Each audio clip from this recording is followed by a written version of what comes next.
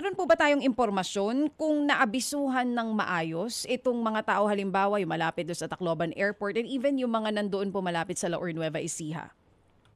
Well, yun po ang dapat maging subject ng investigasyon, lalo na ng Kongreso, kasi sino po ang civilian authorities na pumayag na mag-launch ng isang missile system mula sa Tacloban Airport. Naabisuhan ba at pinayagan ito ng LGU ng Tacloban? Ano ang ginawa ng CAAP para i-clear ang airspace at payagang bumiyahe ng 600 kilometers ang isang missile sa Philippine airspace?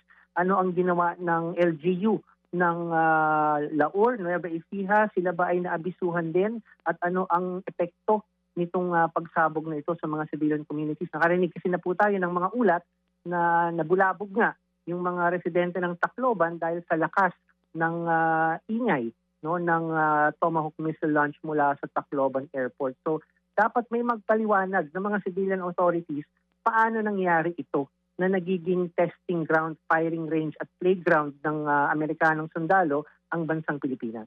Mga kapatid, patuloy po kayong tumutok sa 105.9 True FM para sa totoong balita, impormasyon, music and entertainment. Mag-subscribe sa aming YouTube channel at podcast at sundan nyo kami sa Facebook, Instagram, X at TikTok sa True Network PH. Bisitahin din po ang aming official website, truefm.ph.